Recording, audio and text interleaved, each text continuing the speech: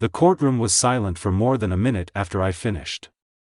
What I didn't realize was that there was a television news team recording the entire proceeding.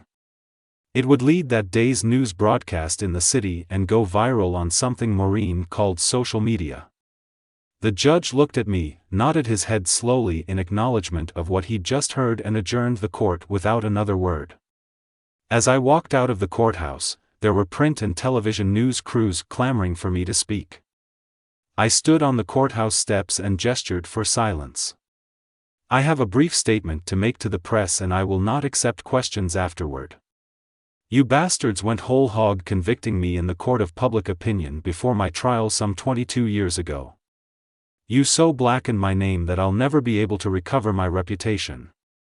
You were lazy and didn't ask hard questions nor do any investigations of your own to challenge the narrative that was spoon-fed to you.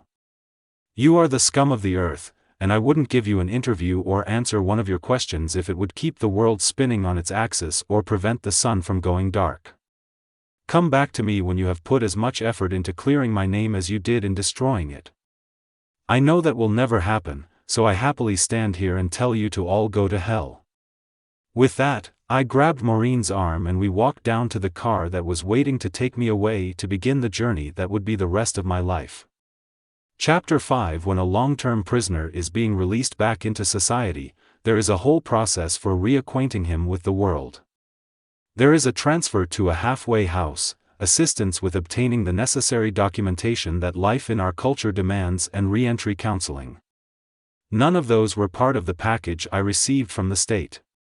However, I was not the first person dumped on the street by the system, and the Innocence Project was familiar with the steps necessary to allow me to reintegrate into society. They helped me get a bank account, a driver's license, find a place to live and, with input from Maureen, helped me find a financial advisor to assist in managing my money. Most importantly, they got me into a counseling program, which I attended 3 afternoons a week.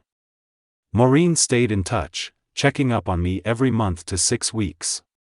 I'd been out about 6 months when she called to tell me that she had some news she thought I'd appreciate. When her firm had taken my case, it had also reached out to all the families of the psychopath's other victims. On their behalf and mine, they had sued the psychopath's estate.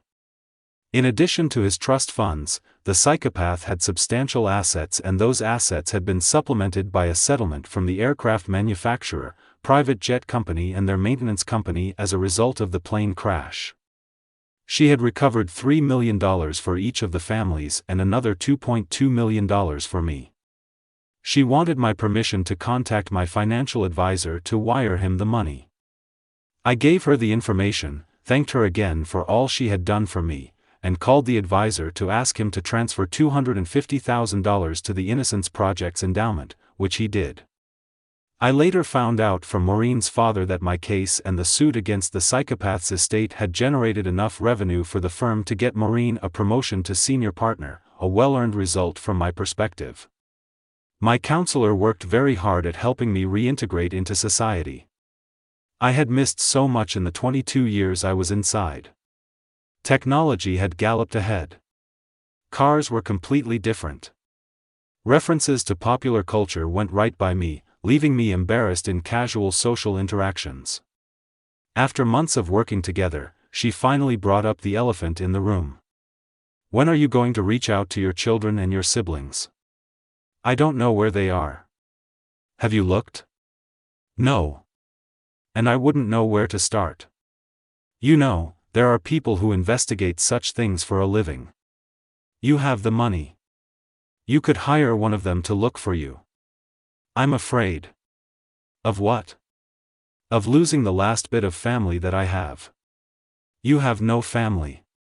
You made that clear in your speech in the courthouse that day. I saw it on Facebook and I've watched it multiple times to try to help me understand you. Yes, I do have a family. In my head and my heart, I still have 2 little children whom I love and who love me. It's not much, but it's all I have and all I ever expect to have. If I pursue reconnecting with them and they reject me, I'll lose the last little bit of myself. I don't think I could continue living after that. She sat silent for a long time, just staring at me. Finally, she said softly, "We'll talk about this again." Our session ended. Chapter 6. Having enough money that you never have to work again can be a curse as well as a blessing, particularly for someone who spent decades of his life in a highly structured environment.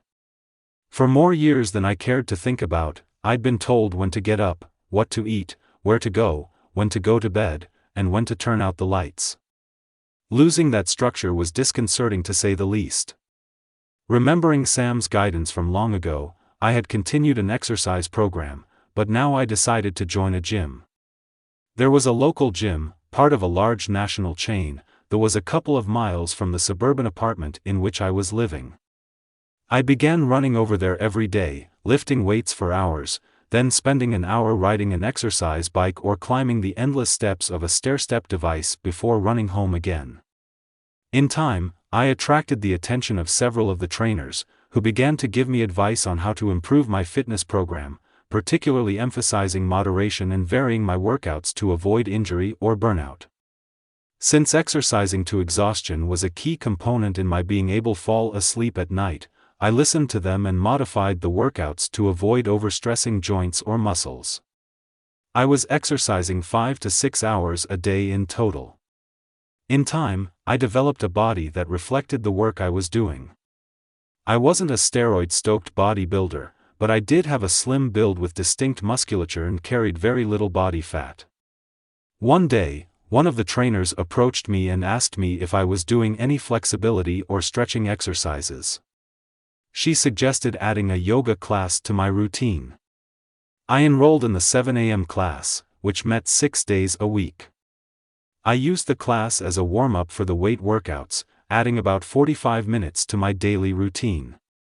I could do that, because other than counseling, the exercise program was my only activity that didn't involve sleeping, eating, or reading. The weekday classes tended to attract women in their early 20s to early 30s, generally on their way to the offices where they worked. Saturdays were different. The women were older, mostly in their mid to late 30s and early 40s. The instructor used to refer to the Saturday class as the soccer mom class. I asked her one day what that meant. She explained that after class the Saturday crew generally would spend the balance of their day running kids to various sporting events and standing on the sidelines watching their kids play. Soccer was the sport of choice in this area, far surpassing football, baseball or basketball. Hence the term. Most days, I was the only male in the yoga class. Initially, I sensed some concern and even a bit of hostility from some of the women, particularly those in the weekday classes. I made it a point to park myself in the front corner of the class so that none of them could complain that I was perving on them as they went through the various yoga poses. In fact, after the loss of my family and more than 2 decades of celibate living in an all-male environment, I had not begun to think about dating and certainly had no interest in trying to connect with a woman who was my daughter's age, no matter how attractive. Thank you for listening. Please like the video and share it. Subscribe to the channel and press the bell icon.